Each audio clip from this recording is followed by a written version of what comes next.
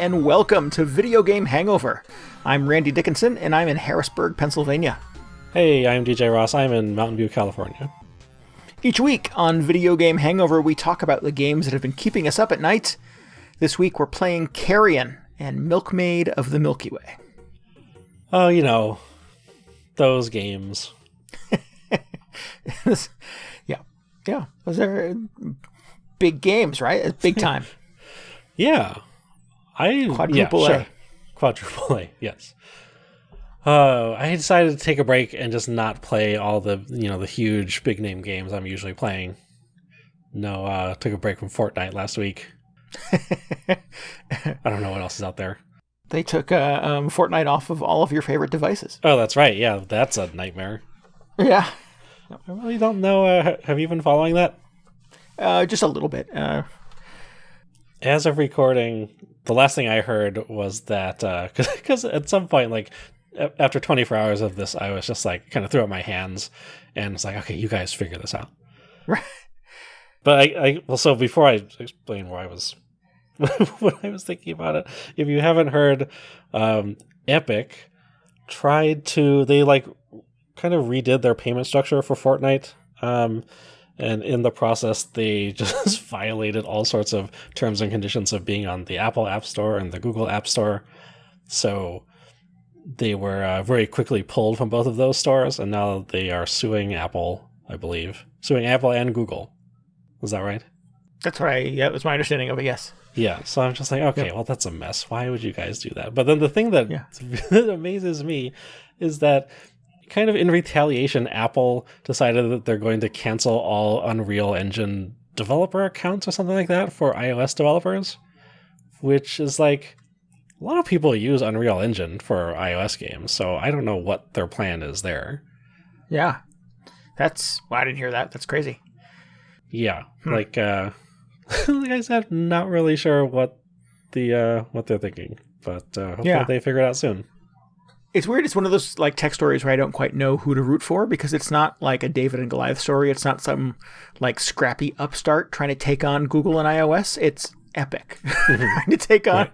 Yeah. And I'm like, well, you're all billionaires. So I don't know who to vote for or like root for in this scenario. I would feel a lot more strongly rooting for Epic if they did not roll out that obviously like pre-planned parody of the Apple 1984 video. Like as soon as Apple tossed them off the store, they're just like, oh, well, in that case, here's a snippy comeback video that clearly we put together months ago. That we just had at the ready. Yeah. Yeah. That's a little sketchy. That's really sketchy, actually. Yeah. But, a lot of people still play Fortnite, and apparently a lot of people still download it every day. So it's kind of a monster scenario if, people don't have access to their Fortnite. Yeah. Yeah. At least on Google, you can sideload stuff. You don't necessarily have to go through the store. But on iOS, right. That doesn't exist. There's no option for that I'm aware of. That doesn't sort of violate all kinds of policies and agreements with them. So, yeah, it's... if you're a gamer and it's important for you to get your Fortnite fix, then that's a little rough right now. Well, they still have it installed. They just won't be able to get any new updates, I guess. Yeah, I don't quite know how that works, but... How are they going to watch Tenet when they do the world premiere in Fortnite? Is that what they're doing? Is that a thing? No, that's what I was like. I mean, Christopher Nolan showed a couple of his movies in Fortnite a few weeks ago. Right? Oh, okay. And we still don't know what's going on with Tenet, so... Yeah. I've just been jokingly saying you're going to have to, log back into Fortnite if you want to watch this thing. But, gotcha. Okay. Yeah. Seems. But no, Tenet is coming out September 3rd in the U.S. in theaters that are open, where you take your life into your own hands to go watch a movie. All right. Have fun with that. Yeah. Yep. Yeah. Just put it on Roku or something so I can stream it. I'll give you $30 or however much you want for it. Yeah. It's fine. Nutty. Well, anyway. I'll continue to not really play Fortnite, I guess. I haven't played it since Extra Life, so I don't know what the new hotness is in Fortnite. Every once in a while, I think about getting back into it, but then I just think, well, I have to re-download the whole thing. There are a lot of games that are in that situation these days. I'm just like, well, that'll be fun to play again, but it's not just something you can casually just load up because it's an 80 gigabyte download on whatever device you have it on. You have to rearrange everything on your hard drive to achieve it. Yeah. Anyway. So I just stick with the usual stuff. You had that big patch last week in Final Fantasy. I grew some watermelons. I was not going to spend a lot of time talking about it, but this was a fun thing.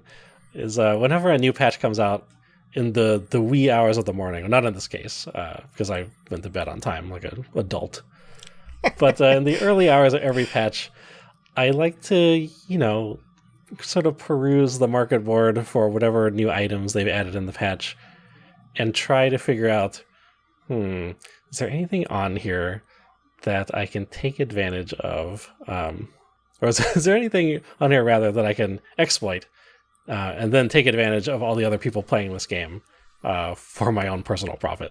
And this is the sort of in-game kind of market economy? Yes. This is the intra-player market board. You put stuff on there, you list it up at whatever price you think is reasonable, and if that works for other players, they will buy it, and you will get some portion of the sales. Gotcha. But this is actually super fun, because in previous patches, there have been some new clothing items that were not previously available, so I'd figure out how to create those, or maybe it's a rare material that was not valuable before, but now it's used in a new crafting recipe, so suddenly everybody wants it. So I like trying to hunt those down because you can make a fair amount of money that way. Plus, it's on some level, it's sort of like a different style of PvP in the game because you're just competing with other players on the market, essentially. Mm-hmm. Which, if you had pitched me a game that was just that was only that, I don't think I'd be interested in it, but I've just kind of sort of stumbled my way into it because it exists in this other game that I'm playing anyway. So this patch came out on Tuesday last week, and nothing super interesting in terms of clothing or anything. But there was one thing, which was there is a new watermelon minion. And a minion in this game is just a little cartoon monster or something that follows you around. It's like a pet. Mm-hmm. It's a very MMO thing. They don't really have minions in a lot of other games, but this time they added a little autonomous watermelon that follows you. I was okay, that's silly. It's pretty fun. I would like to get one, and I had a feeling that this is going to be in high demand. So I rush over to the market board and I search up for this melon. There are none for sale. So I think, okay, what's going on with this melon? Where does it come from? And I realized that it's not a thing that you craft. You don't have to hunt down materials or anything for it. All you do is you just go to one of the garden shops and you buy seeds for it, and then you just grow it in your little garden. Oh. And after a few days, you have this little minion, this minion melon that pops up. My watermelon is a real boy. Yeah, it's alive. So I'm like, okay, great. So I grab a bunch of these seeds and toss them into my garden, water them, start just fertilizing the hell out of them. Because I don't know how long this is going to take to grow. It could be a few days, it could be a week. And I feel like I'm not really, I don't really see anybody else growing these things, but I just know that other people have the exact same idea that I have. And they're also growing fields and fields of these melons, hoping to sell them on the market board. Yeah. So you've got to beat all of those people to the board. Yes, hopefully. Yeah. Really, I just wanted one of these watermelons for myself, but if I can make some cash on the side growing these things, then why not? So I kind of just go about my business, just enjoying all the other, the new stuff that the patch has to offer. Occasionally checking in with these melons, just, making sure they don't spoil in the field or whatever, making sure they're nice and watered. And then finally Sunday morning rolls around and I go to my garden and all the melons have sprouted. What do melons do? they're like all sparkling in the my garden patch. And I'm just like, oh, the melons are here. So I pick all of them and I run over to the market board, and there are no melons on the market board still. Oh. And I'm just like, oh my God, what happens now? What do I do? Because I've never been in the situation where I am the first person to have an item to even like put it up for sale. So I'm just like, nobody's selling these. This is going to be the only melon for sale. How much should it cost? And you determine the price, right? I mean, so you really are going to set the market for this thing, because everybody who posts after you is going to set their price based on your price. Yeah, exactly. And plus there's just like, I feel like there's an opportunity to make a ton of cash here just because nobody else has a point of reference for this thing either. So they're just like, I don't know. Like they see this and it's the only one. Like, might as well get it. It is like, can I ask you just a sort of sidebar? Is cash a big motivator? Is money hard to come by? So the allure of getting, in the game, of course, the allure of getting more is a big driver. I don't know, I don't want to brag or anything, but I have quite a bit of cash piled away in this game at this point that I don't really need to worry about it. Maybe that's the situation for some of these other people growing these melons, but it's like probably like you in Animal Crossing. You got so many bells piled up from selling turnips at this point that if a super rare item, I mean, there's not even really an equivalent in Animal Crossing, right? You can't just find a rare thing. Or maybe you catch a rare fish or something and you sell it. Yeah. Well, there's the crown. You can get the king's crown when it shows up in your shop. I believe is 1,000,000 bells. Yeah, but you can't really like turn a profit on those, right? Unless you sell it to another player. I'm not aware of a way. Yeah, unless you sort of do something kind of offline. Yeah. Where you can flip it and sell it to somebody else. Well, say it's like, you grow a blue rose in Animal Crossing, which is very difficult to do. Mm-hmm. And then you put it on Nookazon or whatever, and you're the first person to put a blue rose on Nookazon. How much do you price it for? It's a tough question. Right. So I'm going to the same thing. I'm just like, how much do I sell this melon for? And like I said, I'm not hurting for cash or anything. And at this point, I've kind of just gotten into my head, like, I want to be, like, I don't care about the money. I just want to sell the first melon on the server. So I put it up. I put up for 1,000,000 gil, which is just, like, that's the unit of currency in Final Fantasy. I'm just like, 1,000,000, that's a nice round number. That's fine. It's also a little bit ridiculous, but let's do it.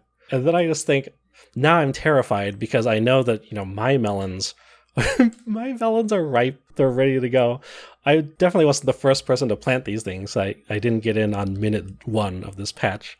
So now I'm just like anticipating this flood of competing melons on the market board.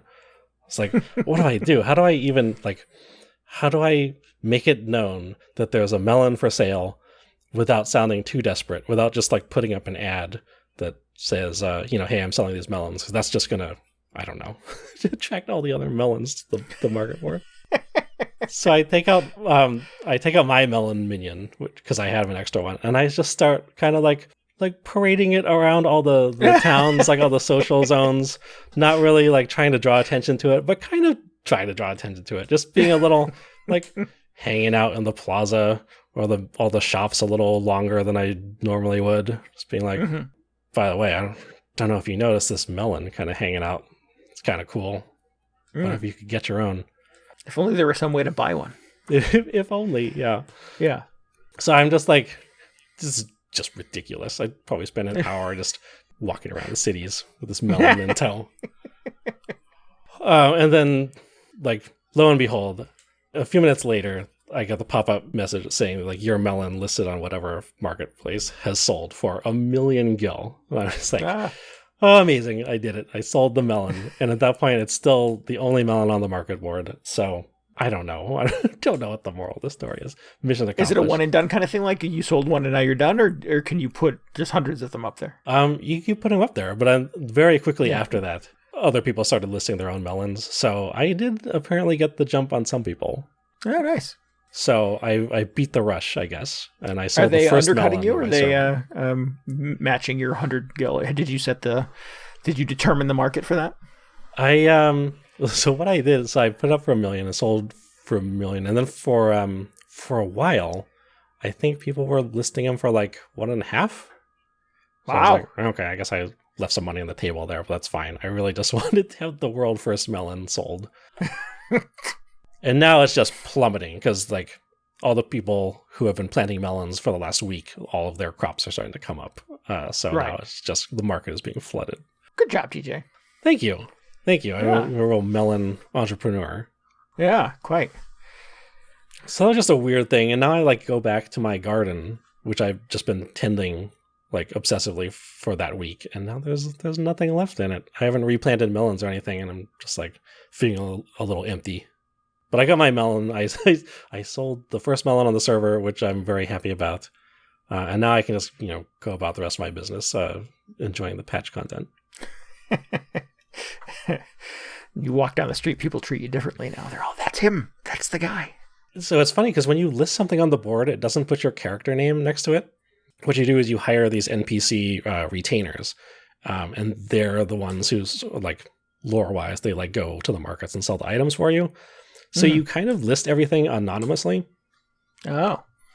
So sometimes what I'll like to do is just start what looks like a pricing war between a bunch of different players, but in reality, it's like all of my retainers that look like they're like I'll list something for super high, and then I'll list one I'll like undercut it by a lot, even though it's my own item up for sale, just to hopefully attract people. I don't know how economics work, but I feel like this has been successful on several occasions. And if not, it's entertaining, right? That's the important thing. Yeah. I mean, it's fun to me just to observe players' buying behavior because, man, if there's one thing that is true about MMO players is they do not like to wait for anything. So if they can just go to the market board and buy something that they could, like, spend a few hours grinding something or gathering crafting materials for, if they can just buy it immediately and have it, they will sometimes go for an absurd markup. Excellent. That's great. So anyway, that's my strange market board PvP experience. Awesome. Animal Crossing is really the only point of reference I have for anything like that. And even that is not really like a one-to-one comparison because it's not PvP in that way. So yeah, I mean, I guess Nookazon is kind of that, but it's not. I mean, that's like totally external. It's not something that was put into the game. Yeah, and for the sake of our listeners who are not, eyeball deep in this stuff, like DJ and I, Nookazon is this service that has popped up, run by fans to sort of resell items from Animal Crossing. So people will craft things or find things or and put it up like for sale with real world money or for trade on this website. And there has been a lot of negativity and toxicity around this thing because Animal Crossing is I think inherently is supposed to be this sort of light and enjoyable and sort of breezy kind of frictionless experience. And in a lot of ways, Nookazon is a little more callous, and its approach to that is a little more, a little more dark and money grubby. So yeah, it's I don't know. I see the value in it, and if you're one of those players who is not a patient person and has to have everything right now, well, there is a way to do that. Is essentially you can ring up your charge card and get the stuff you want. Your Animal Crossing charge card, right? Yeah. Or do people pay? Is like I was under the understanding that this is just a bells for items kind of situation. People aren't paying real money for things on it, are they? I guess I don't know, honestly. I think I thought it was real money, but I've not really explored it. Man, that's kind of extreme. So I was thinking it was just sort of, there's always, like going back to the DS when Animal Crossing first went online, there was always kind of like these organic player economies that would pop up because people would be trading items online, and you would kind of centralize on some, like how much should a crown cost if you're selling it to another player, that sort of thing. Yeah. So I figured Nookazon was just a much more sophisticated version of that. Right, yeah. Which I think is totally cool. But if people are paying real money for stuff, well, it's like, I guess I'm also like, that's also kind of cool if you want to do that and you can afford it. But that feel like that leads to some sticky situations for people. Yeah, I could be wrong. Like I said, I have not fully explored it. I like the long game in Animal Crossing. I prefer that things sort of, in a roundabout way, sort of be metered out over time. I'm not one, clearly, who needs to see the entire experience in the first 30 days. So yeah, every now and then I'll go on the hunt for some piece I feel like that will like make my life complete in Animal Crossing. This week I'm in search of the perfect coffee table for my house. Yeah, I've been turning over a lot of stones and asking friends what they have that I can sort of catalog from them. But no part of me feels like I need to get on, Reddit or some weird website and put up either fake or real money to buy that thing. Yeah, it's definitely different from how I approach the game. Yeah, absolutely. But totally valid, and I think that's one of the cool things about Animal Crossing. Sure, yeah, you kind of do whatever way you want to do it. The weirdest thing to me, though, is that, like, if it really came down to it, you can just hack your Animal Crossing save file, right? You can just give yourself whatever item you want, or you can, like, time travel to obtain items. Is that correct? I mean, time traveling, I know you can do, but in the past, you've just been able to, like, plug in, what was it called? It was, like, Action Replay, and just give yourself unlimited items or something. Oh, the old console versions? Yeah. Yeah, so I those little cheat cards. I just kind of assume that you can do something similar with New Horizons, even though it seems to be, I don't know, much more online connected, and they patch out exploits like that quickly. Yeah. So on some level, I just assume that the people, or some of the people on Nookazon anyway, are just selling items that they have like duplicated or time traveled to obtain. Definitely not everybody, but there's some, like, it's not a true, completely contained economy, I guess. Yeah, well, that's the duplication glitches in the 3DS Animal Crossing and New Leaf never got patched out. I mean, they weren't patching 3DS games at that point. So there were ways to just, if you got a good item, you could duplicate and essentially print copies of them in the game to share with others or to sell if you're an industrious person. A few little exploits have been discovered in New Horizons in the new game to duplicate items and are quickly, like almost sort of overnight, with a level of sort of speed and dexterity that I don't expect from Nintendo, immediately patched out of the game. So there is some sort of acknowledgement on their behalf that there is an industry outside of the game that has grown around Animal Crossing, and they're trying to control that as much as possible. That's what's funny to me, is how quickly they respond to these things. And like they've even adjusted prices of certain items, like fish and bugs, in some of their patches, which I think is aimed at guiding the economy in some direction. And the spawn rates of fish and bugs has been. And what's the other thing? Oh, the interest you can collect on money in the bank in the game, they've adjusted as well, and that doesn't pay back nearly as good as it used to. Yeah, well, that was funny too, because nobody's getting rich off the interest every month anyway. So that seems like such a just like pointless adjustment. But like I was saying, it's funny that they're so quick to adjust these things, because I want to just be like, people can just continue to time travel and hack stuff into their games, right? You're not really like, I don't know how much help how helpful these patches are in terms of controlling the economy. Yeah.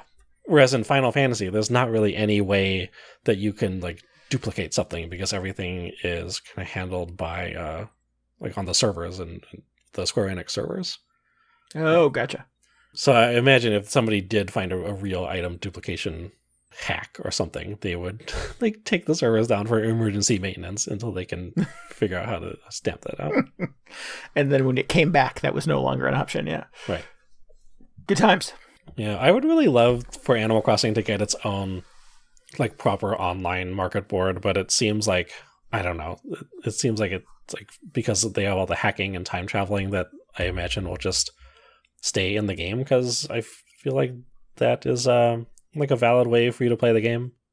Yeah, there does seem to be like I don't know, an acknowledgement, an acceptance of time traveling as a strategy for consuming Animal Crossing on behalf of Nintendo.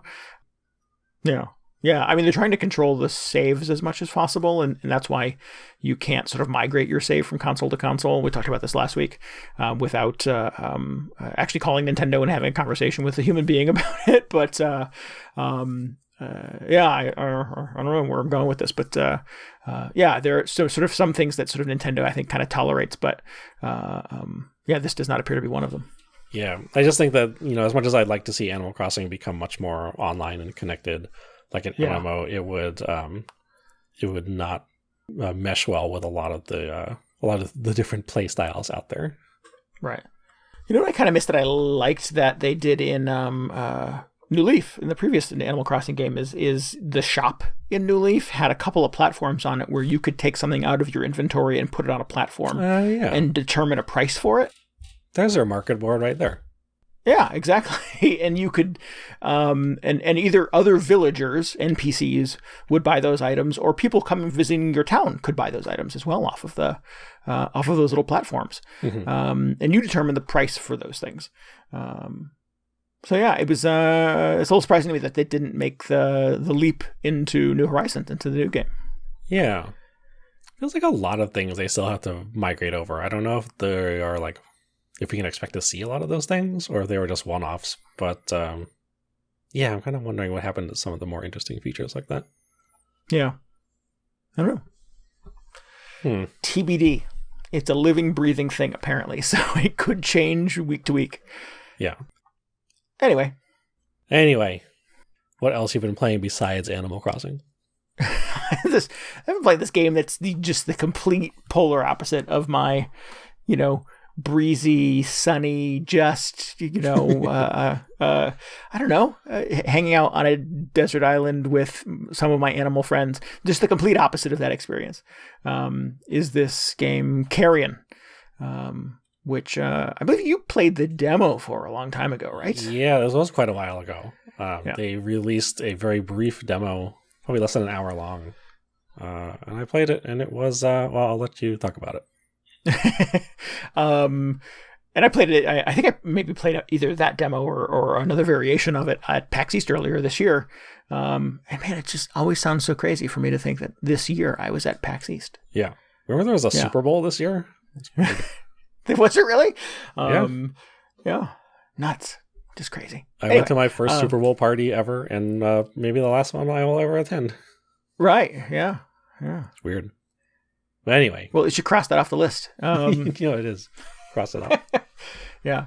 Anyway, so Carrion is this little game, this little indie game where you are a tentacle having monster that sort of is trapped inside of what appears to be sort of a test facility, a government facility filled with, army guys and scientists and laboratories and things like that. And you are trying to make your way out of it. You do not want to be there as the monster. You would like to be out in the world doing monster-like things.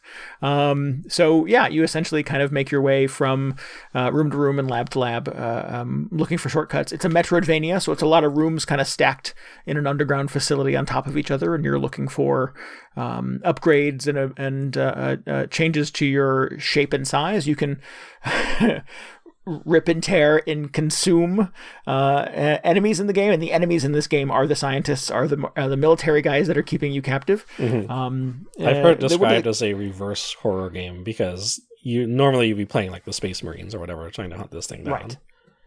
But in this game, you're the monster. You're the thing. Yeah. Yeah. Yeah. So I kind of dig that. I was trying to think of other games where that's a thing, where you're you're the alien in the Aliens movie, where you're Predator in the Predators movie. I can't think of a lot of games where they do that. There's that one game where this happens, but it's a spoiler, so I'm not going to say what game it is. Oh, okay. I think I know where you're going with that. I think I'm picking up what you're putting down. Yeah. Yeah.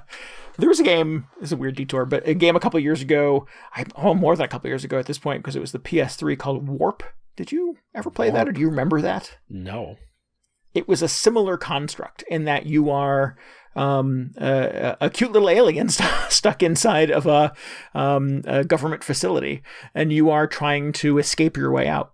And you can do it a couple of different ways. It gives you kind of paths to choose where you, as this alien thing, you can choose to sort of like possess and take over the bodies of scientists, of army guys and guards, and use them to sort of make your way out of the building. Or you can just kill everybody and leave a trail of destruction on the way out. Sounds like a video game. Yeah, totally. And I really like that game. I had a really good time with that game. So playing Carrion made me think, geez, what happened to Warp? How come that game is not around? Do I have to plug in my PS3 to play it? Did it ever make the leap to modern consoles? And unfortunately, the developer of that went out of business shortly after that game came out. And it appears that Warp is probably sort of lost to the years. I think it's still on Steam, so that is the way to sort of keep it alive. But if any of this sounds interesting, I would encourage folks to not also play Carrion. Oh, I remember this game. Look for Warp. Yeah, you're like a cute monster, though. Yes. Yeah.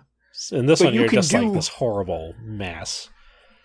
Yeah. So in Warp, you're this cute little yellow, right? He's a little yellow like jelly bean, essentially. But you can, if I remember correctly, in Warp, you could like warp into the bodies of scientists, and you could sort of take over them and use them to your will, or you could like click the stick and they would just explode. Oh no! Yeah. Oh, that cute monster did that. The cute little monster did that. Yeah. Exactly. Oh. Yeah. So that's dark. But you don't have to play that way. You could choose to be the cute monster who just sort of, uses people to his bidding and gets the hell out of there. But Carrion, you're very much you're a monster. You are absolutely a monster from in every way you can sort of imagine a monster being. It has a giant kind of hellmouth in the middle of it with teeth and fangs. And as you consume biomass, consume other people, your body gets bigger and longer and you get more tentacles.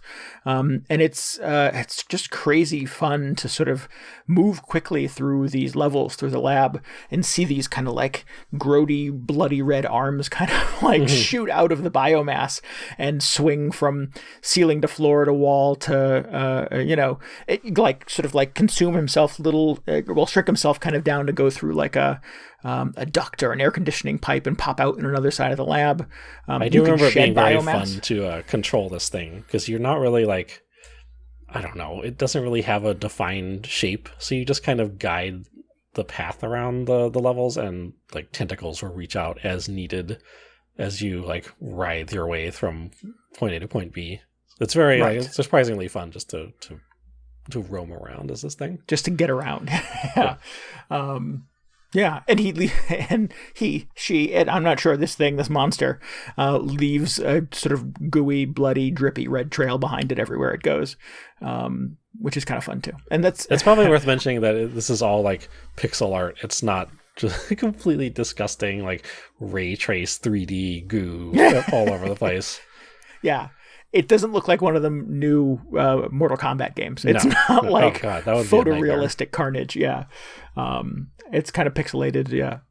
It's like Super Meat Boy. He gets splattered by a buzzsaw or something. Sure. And leaves a trail of tiny little pixel blood behind it. Yeah. Trails of red pixels everywhere. Yeah, and through through your adventures, through your experiences in trying to get out of this lab, you get a bunch of different upgrades, and one of them allows you to sort of take over the body of somebody else in the facility. So you can either take over a scientist and kind of use his key card to open a door to get out, or you can take over the body of one of the militarized guards, and then you have access to his gun and you can use it to shoot other people and stuff like that. And it's just your tentacle monster kind of hiding in the shadows with this long with red gun. Tentacle plugged into the back of the military dude, and he's sort of walking around like a robot. The guy's still holding it. Okay. Under your control, shooting the gun. Yeah. Are you you're physically holding this guy? Yeah. There's like I said, your sort of mask kind of finds a little corner to camp in. But there's a tentacle that comes out of the body that plugs into I think it goes into the back of whoever you're controlling. don't And know then you have exactly control how of it them. You works. move them around. Okay. For some reason, when you said gun, I just pictured this massive tentacles and whatever. Just like a little pistol just hiding behind the wall. It's like, what are you going to do with a gun? You got all these like tentacles and claws at your disposal. Yeah. They bring out the big guns every now and then. They have giant mechs that will come for you. They have military guys with flamethrowers, and you're highly flammable. So you have to watch out for those things. Your objective is to keep getting bigger, keep getting stronger, because that allows you to rip and tear. You can tear walls down. You can tear doors off of walls. You can like push through a door and shoot the door across the lab and wipe out all the cowering scientists on the other side. So a lot of it is this sort of like, not necessarily a physics playground, because it doesn't ever feel like a Just Cause or anything like that, but it's you will go busting into a room and just quickly try to move around to get away from the flamethrower, to watch out for the mech, to there's a guy there with a machine gun or something like that, and you're just bouncing around the room just trying to rip and tear and destroy everything you can. I find myself quite frequently surprised by, I didn't know I could do that. I didn't know it was going to go that way. Oh, holy crap, did you see that? It was crazy. So in a lot of ways you kind of go in with a plan, but because you're sort of a writhing, teeming biomass, you don't necessarily have kind of the body presence to control it in the way that you would a traditional video game. You're really just kind of like flitting around the room and just trying to take everything down as much as possible. That was one of my favorite things about playing the demo, is that it's such an unfamiliar, like it really doesn't control like most video game characters. So a lot of the time I felt like I was also discovering how this thing worked. Yeah. And if you were watching a horror movie with this thing in it, you would just be under the assumption that this was some sort of like genius space organism or whatever, who is like, its sole purpose is to like hunt down and kill everyone in the laboratory. But really, it like there's no idea what's going on. Just like, go this way. Oh, I can like split myself apart or go down a pipe or something. That's cool. I guess I'll try that. Yeah. Not quite the evil mastermind that they're made out to be. Yes. Yeah. And it's and yeah, because killing all the your captors in the game is fun, but it is a means to escape. It's done from a perspective, and this is as sort of deep as this character goes, or as deep as this story goes. Your motivation is just get out. Mm-hmm. So it's not because you're evil. It's not because you're the monster and this is what monsters do. You're really just trying to get away from this place. You don't want to be captured anymore. So, felt like a lot of the people I killed in the demo was by accident. I was just like, I just got to get through here. Oh, you got in the way. Sorry. Right. Yeah. I'm basically 500 arms and a mouth. You're going to get hide better, or you're going to get et. Yeah. Yeah. So, but yeah, I dig it. It's really fun. I'm having an excellent time with it. It sort of feels like a monster movie in a lot of ways, where you get to be the monster, which is cool. I dig that. Yeah, you can do a lot with it. It feels like this constant experiment where it's sort of like, geez, I don't know how I'm going to get through this, or I don't know how I can find my way around that obstacle or whatever. And you bulk up, bust through a wall, and just start tearing everything apart, looking for a way to get out of that room. You really do sort of respond like a trapped animal in a lot of ways. Yeah. It's a little dark, but it's also sort of presented in a way that kind of keeps it fun and keeps it quick. You never really feel bad for the unarmed, white-coated scientists who probably just showed up for work that day to kind of do their job. Yeah. They die and tear apart and eat just as good as the rest of the guys in the game do. So, it's unique. It's definitely sort of comes to being a video game with motivations that I'm not accustomed to in a game. They should really do like a crossover with Ape Out, so you could have like that game, and except you're just a horrible tentacle monster, and it's got like the really minimalist color palette and the improv jazz soundtrack. You're just like sliming your way across the laboratory. That's a really good comparison. If you think maybe the sort of the traditional perspective of a video game, you wouldn't necessarily be the ape in Ape Out. You'd be the zookeeper trying to capture him, right? Right. I was just thinking, because the whole time you're just doing the same thing. You're trying to break out of a lab where you're held captive. you're not a bad ape. You're just tired of being locked up. Yeah. I mean, you might be a bad ape. Who knows? Right. Yeah. But yeah, again, you don't necessarily get that exposition. Yeah. Yeah. So I dig it. The thing that I think I've sort of running into frustrations with is that I spend a lot of time in the game trying to figure out where the hell I am in the facility. It doesn't have a map. I think that's sort of my biggest criticism of it. And I maybe yes, from a developer's perspective, if you were a many tentacled biomass monster thing, you would stop to consult the map on your way out the door. So as a player, you don't have access to one.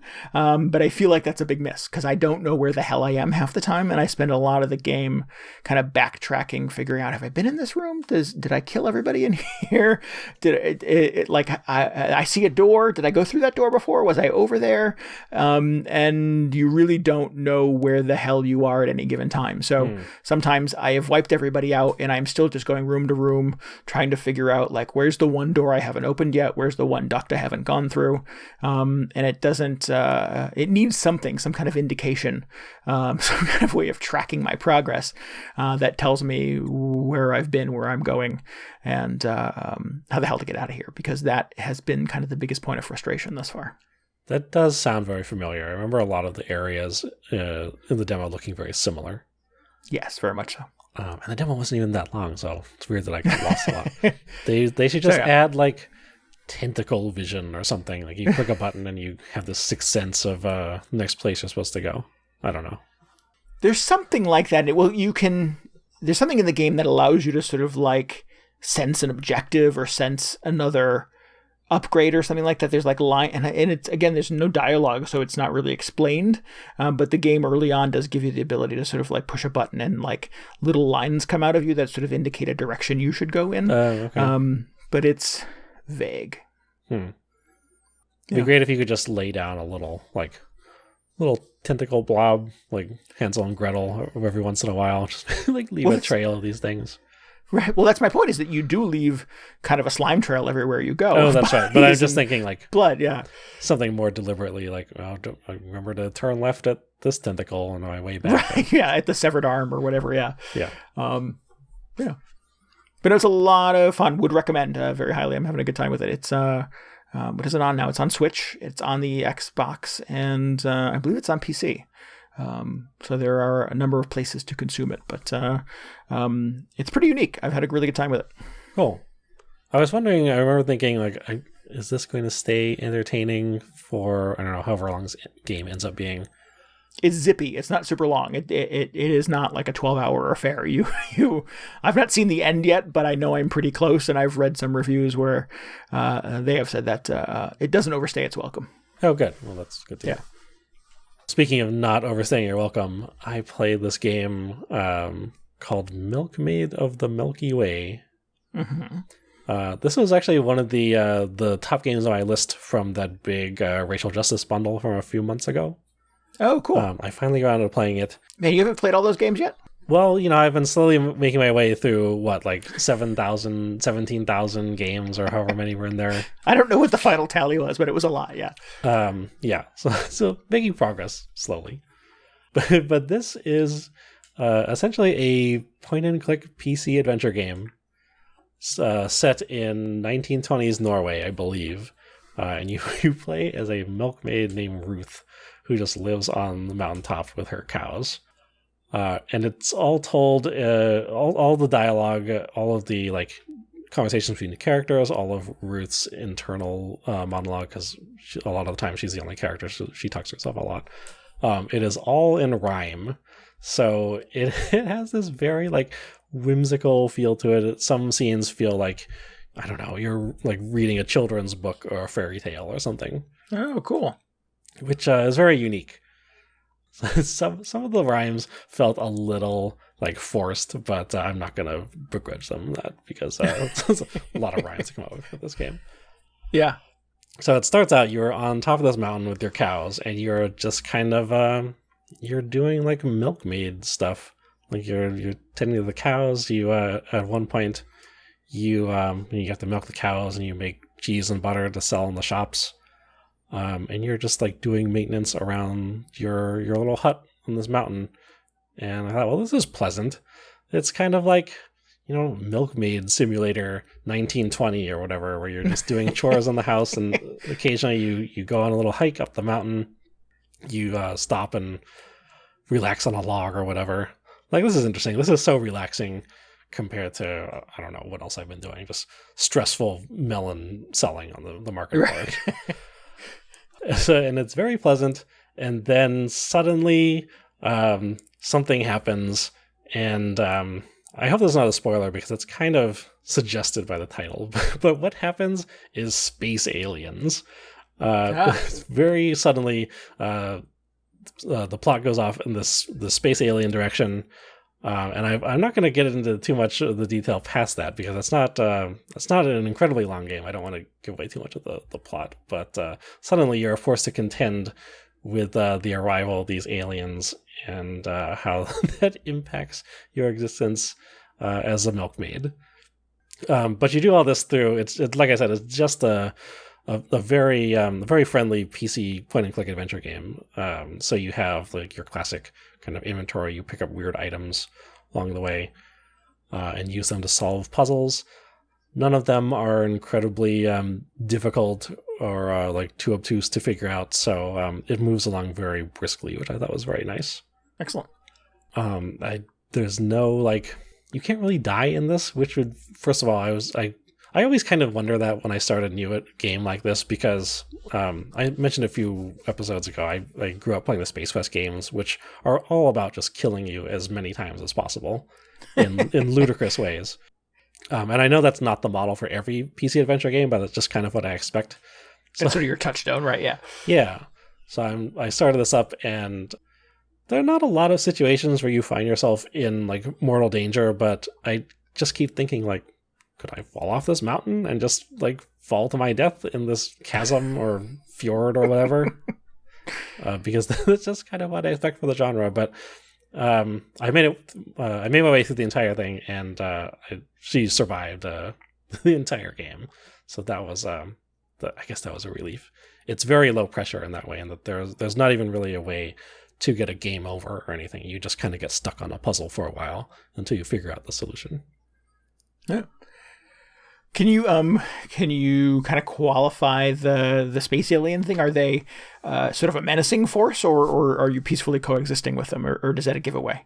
It's a little mysterious because they show up in this ship, and I was not giving away too much, but I feel like it's. Well, don't. Yeah. Well, no. I'm not going to spoil anything, but this is such a space alien thing to do. Is that the ship shows up and they just beam up your cows. So you're just like, I'm not going to stand for that. So she goes after them on the ship and has to figure out why they have done this. Oh, gotcha. Okay. And then, like, from there, it gets very interesting. So I recommend people check it out to unravel the mystery of what they're actually doing with these cows. Maybe that is just the explanation for all of the the UFO and cow urban legends. Yeah, that's very much a thing. That's I remember that. What was that? The Destroy All Humans, just flying around sucking up cows. Yeah, you steal the cows. I don't know what they were doing with the cows in that game, but in this one you will find out there's a good reason for them. Well, there's kind of a good reason. I don't know. Huh. Okay, I'm not going to get into more detail. So all right, yeah. I'm intrigued. Excellent. Yeah, it's very good. And I think after whatever your experience playing Thimbleweed Park, where it was just you need the guide next to you at all times. This is very much the opposite of that, where I think you can reasonably figure out pretty much every puzzle in the game. Excellent. And the whole time there's this very lighthearted and whimsical story that is being told to you in rhyme, so that's just keeps the atmosphere very light and non-threatening. Cool. Sounds like a good time. I dig that. I think the rhyme thing I think is really cute. I've played a couple of games over the last couple of years where they've gone for kind of what was the one I was thinking on the Old Man's Tale, I think was called. where it's done like a fairy tale. And it's even like a fairy tale book where you're sort of turning pages in it and everything is done in sort of rhyming couplets. I admire, writing a video game is hard enough, particularly if you're an indie studio trying to convey a story, without having access to, Troy Baker to be your voice actor and stuff like that. So you're really just trying to sort of do something that is, I presume is creative, is sort of conveying your message and tone. So to make a commitment that you're going to write in rhyme for a video game, I think is pretty impressive. And yeah, if you have to force some of those rhymes every now and then, we'll maybe cut them a little slack, DJ. Okay. No, it's totally fine. The only real issue I had was there was one line where like very early on, you pick a lemon out of a tree or something, and they rhyme peel, like lemon peel, with appeal. And I'm just like, oh, I don't like when people do that. I don't know if that counts. But technically whatever. Not a rhyme, yeah. Yeah, same word, same syllable. I don't know. I don't know the hard definitions of what you're allowed to rhyme and not, but it was fine. I was willing to overlook it that one time. Excellent. It was really good. Cool. It is, like I said, it was in that bundle. It's on itch for a few dollars. It's a few hours long. It's a nice thing you can sit down and get through in one sitting. And it's very relaxing, even though there is this strange introduction of these aliens a little bit into the game. It's very just, I don't know, it's very low key the entire time. You're never stressed out playing this thing, which is nice. Good. Excellent. Good. It's funny you mentioned Thimbleweed Park because there's a game I don't remember the name of that I was reading the description of just today on the eShop. And it was like, this is an adventure game. And I was like, oh, like so burned by that experience playing Thimbleweed Park that I'm like, anything that describes itself as an adventure game now, I'm like, proceed with caution. Yeah. So. Is it, is it like a point and click adventure game, that kind of thing? I guess I'm not really sure what stripe of video game it is.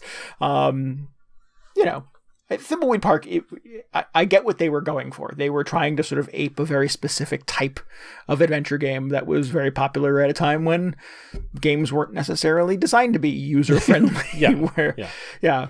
And it sounds like they nailed it. Yes, absolutely. That was totally my experience with it. So yeah, this is, I wish I remember what the game was I was reading the description of. But yeah, this was a newer game and sort of self-described as an adventure game. And I was like, I don't know, that last one I played was not good. So I'm not sworn off all adventure games from now on, but they're going to have to work a little hard to get my money, I think. Yeah.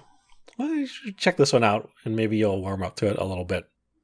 I was thinking it is very, it's not very vegan starting out because you're, milking these cows and making dairy products. But, she's a milkmaid. What is, that's kind of her thing. Yeah. Well, it's a different time. Right. Yes. Yeah. I mean, in the end, it is about rescuing these cows. So she's doing the good thing. She's doing the big work. Yeah. Excellent. Well, good. That we can agree on. Nice. Cool. So, again, that's Milkmaid of the Milky Way. It does kind of bother me that milk is in the title twice, but whatever. Well, I'm just really nitpicking this evening. I suspect, and I don't know anything about the production of this game, what sort of influences and experiences and ideas that sort of came to bear, but I feel like this is a scenario where they came up with the title and then built a video game around it. Possibly, yeah. I mean, it's a fun title because it's it's space, so the Milky Way. I kept thinking, I had this on my list to play, and I kept thinking in my head it was Mermaid of the Milky Way. So then when I actually got around to playing it, I was like, oh, it's a Milkmaid. This is going to be very different than whatever I was imagining. Well, good. Excellent. Copyright that for the sequel, though. Oh, yeah. Just everybody gets invaded by aliens. Just milkmaids, by the mermaids, URL now. Just French maids. I don't know what is left. Excellent. All right. Well, I guess we should wrap this thing up. I think that's it. All right. If you need any more video game hangover in your brain, you should follow us on Twitter at twitter.com/VGHangover.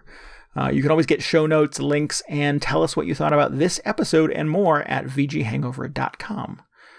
And of course, we would always encourage you to join our Discord community. You can get the link for that at VGHangover.com. Yeah, what are we talking about on Discord lately? What has been the hot topic?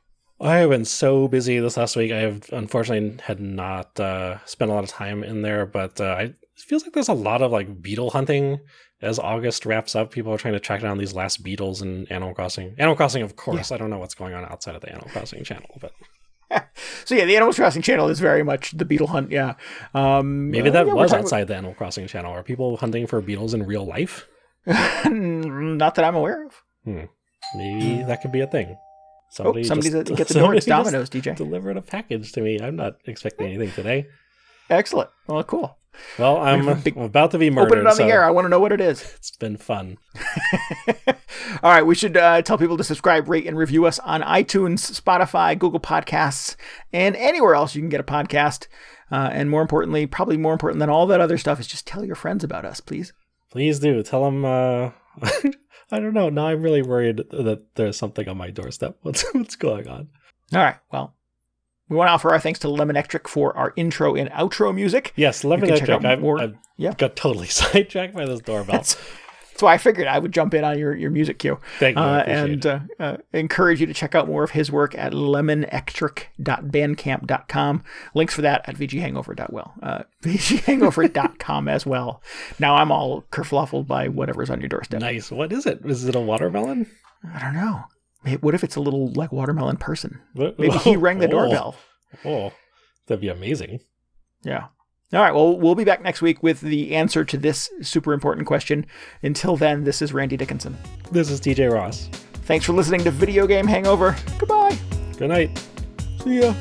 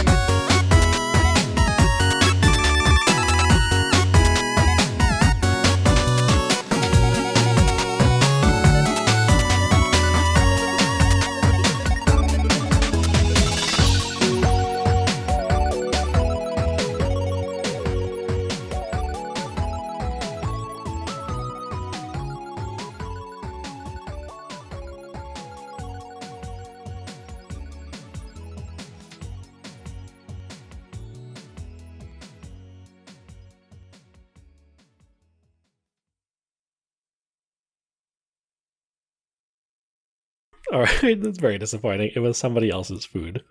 Oh. They just came to the wrong apartment. Yeah. I should have asked what kind of food it was. I haven't eaten yet.